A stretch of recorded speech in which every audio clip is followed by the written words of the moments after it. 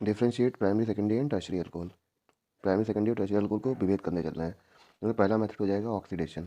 अगर अल्कोहल का ऑक्सीडेशन करते हैं तो क्या होता है, ठीक है।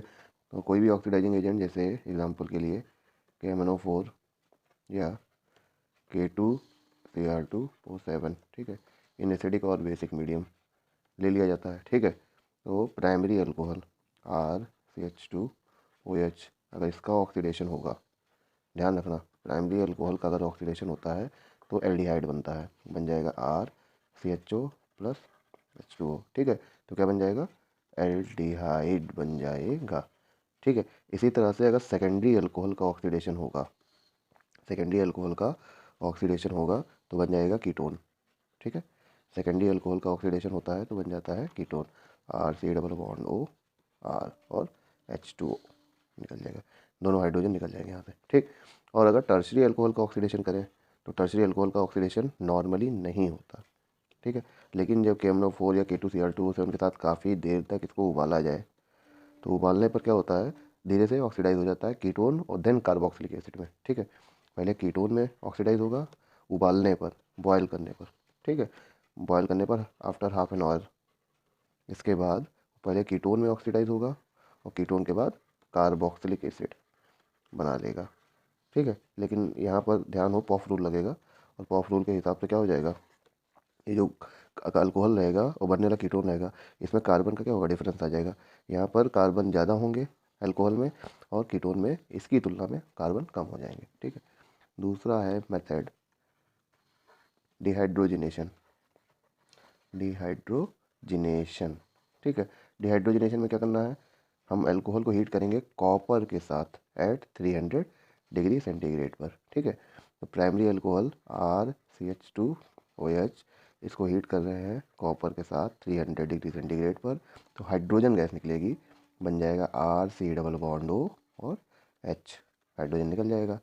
इसी तरह से अगर सेकेंडरी अल्कोहल लोगे और उसको हीट करोगे तो क्या बन जाएगा, कीटोन बन जाएगा, ठीक, RC+O R और हाइड्रोजन निकल जाएगा। लेकिन अगर टर्शरी अल्कोहल को हीट किया गया, ठीक है, टर्शरी अल्कोहल को अगर हीट किया जाएगा तो क्या होगा, अब इस R को CH3 मान लेते हैं, ठीक है, कॉपर की प्रेजेंस में 300 डिग्री सेंटीग्रेड पर, तो बन जाएगा RCr CH2+H2O। मतलब इसके केस में क्या होगा, टर्शरी अल्कोहल के केस में डिहाइड्रेशन होगा ना कि डिहाइड्रोजिनेशन, ध्यान रखना, डिहाइड्रेशन होगा ना कि डिहाइड्रोजिनेशन। तीसरा मेथड हो जाएगा हमारा Lucas test. Lucas test, Lucas test में क्या होता है, ल्यूकास टेस्ट में हम लोग अल्कोहल को हीट करते हैं ल्यूकास रिएजेंट के साथ। ल्यूकास रिएजेंट क्या होता है, concentrate HCl and anhydrous ZnCl2, ये होता है, ठीक है।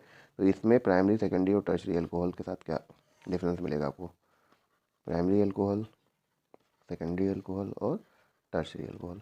देखो अगर अल्कोहल है तो प्रोडक्ट क्या बनेगा भाई, जैसे RCH2OH, ठीक है।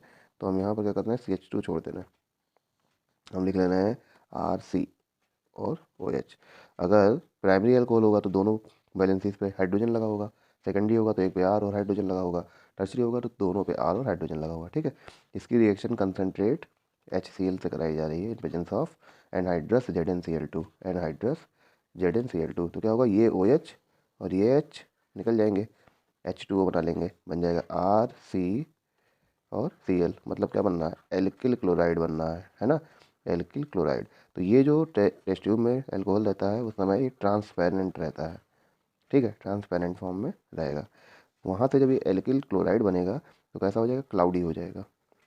टेस्ट ट्यूब में जो रखा हुआ सोल्यूशन होगा कैसा हो जाएगा, क्लाउडी हो जाएगा। तो उससे क्लियर होगा कि रिएक्शन कंप्लीट हो रही है। अगर अल्कोहल टर्शरी होगा तो ये रिएक्शन विद इन सेकेंड हो जाएगा, विद इन सेकेंड, ठीक है। अगर अल्कोहल सेकेंडरी होगा तो 5 मिनट आपको वेट करना पड़ेगा, और अगर अल्कोहल प्राइमरी होगा तो आपको इसे बॉयल करना पड़ेगा हाफ एन आवर, तब जाके यहाँ पर क्लाउडीनेस शो करेगा, ठीक है, क्लाउडीनेस शो करेगा। तो इससे क्लियर होगा कि ये प्राइमरी अल्कोहल है, सेकेंडरी अल्कोहल है या टर्शरी अल्कोहल है। सबसे जो इम्पोर्टेंट आपका टेस्ट है वो है Victor Meyer test. Victor Meyer test जो सबसे इम्पोर्टेंट है। विक्टर मेयर टेस्ट में क्या होता है, आपका अल्कोहल RCH2OH, या RCH2OH ना लिखें, RCOH, ठीक है। अब प्राइमरी सेकेंडरी टर्शरी तीनों के लिए लिख लेंगे। इसकी रिएक्शन कराते हैं I2 और रेड फॉस्फोरस से, तो क्या हो जाएगा RCI बन जाएगा, मतलब एल्किल आयोडाइड बन गया। एल्किल आयोडाइड की रिएक्शन कराते हैं AgNO2 से, ठीक है। तो आई की जगह पर NO2 जाके जुड़ जाएगा, बन जाएगा RCNO2, मतलब आइडो से नाइट्रो बन गया। अब नाइट्रो की रिएक्शन फिर से करा रहे हैं HNO2 नाइट्रस एसिड से, ठीक है। नाइट्रस एसिड का structure N double bond O, ठीक, HNO2 हो गया। अब अगर यहाँ पर हाइड्रोजन है, ध्यान देना, अगर यहाँ पर हाइड्रोजन है तो रिएक्शन क्या होगा, इसके जो दोनों हाइड्रोजन है, ये दोनों हाइड्रोजन ये रिएक्ट कर जाएंगे किससे, इसके ऑक्सीजन से, ठीक है, और H2O निकल जाएगा, ठीक। और अगर यहाँ पर R ग्रुप है तो इसका हाइड्रोजन और इसका OH मिलकर हाइड्रोजन निकाल H2O निकाल देंगे, ठीक है। और अगर दोनों जगह R नहीं है तो रिएक्शन नहीं होगा, ठीक है, इस चीज़ का ध्यान रखना। तो यहाँ पर बन जाएगा R, सपोज करते हैं दोनों जगह पर हाइड्रोजन है, ठीक, दोनों जगह पर हाइड्रोजन है, प्राइमरी अल्कोहल इसको मान लेते हैं, तो उस कंडीशन में बनेगा RCNO2 और double bond N single bond OH, जिसे बोलते हैं नाइट्रोलिक एसिड, ठीक है। और नाइट्रोलिक एसिड अगर NaOH या KOH से रिएक्ट करेगा तो फिर से H2O और सॉल्ट बन जाएगा RCNO2 डबल बॉन्ड N और O minus Na plus, sodium salt of nitrolic acid, sodium salt of nitrolic acid बन जाता है। तो ये जो सोल्यूशन होता है ये रेड कलर का हो जाता है, किस कलर का हो जाता है, रेड कलर का। इससे कन्फर्म होता है कि अल्कोहल कैसा है, प्राइमरी है।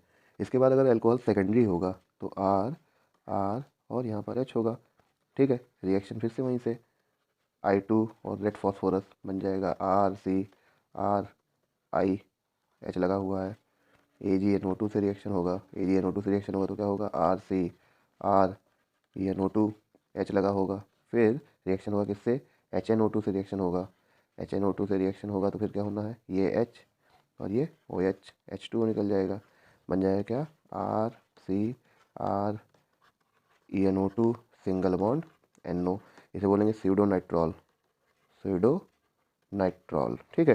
अब इसकी रिएक्शन जब आप NaOH से या KOH से कराएंगे तो सोल्यूशन का जो कलर होगा कैसा हो जाएगा, सोल्यूशन का कलर जो है वो ब्लू हो जाएगा, ठीक है। इससे कंफर्म हो जाएगा कि ये कैसा अल्कोहल है, सेकेंडरी अल्कोहल।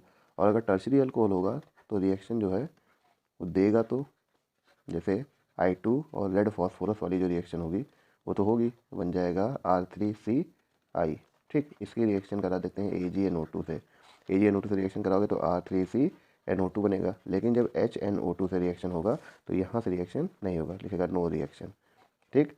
और इसको फिर आगे तुम अगर NaOH से रिएक्शन कराओगे तो क्या सोल्यूशन कैसा होगा, कलरलेस, जैसा था वैसा ही रह जाएगा।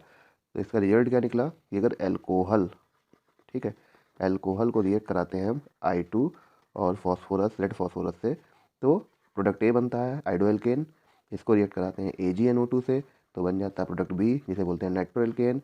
HNO2 से रिएक्ट कराते हैं तो दो तरह के प्रोडक्ट बनते हैं, जिसको हम बोल सकते हैं C1 और C2, ठीक है। प्राइमरी अल्कोहल केस में, प्राइमरी अल्कोहल केस में C1 और सेकेंडरी अल्कोहल केस में C2। तो C1 जो होता है उसे हम नाइट्रोलिक एसिड कह सकते हैं, नाइट्रोलिक एसिड, ठीक है। और इसे हम बोलते हैं स्यूडोनाइट्रॉल, स्यूडोनाइट्रॉल कह देते हैं, ठीक।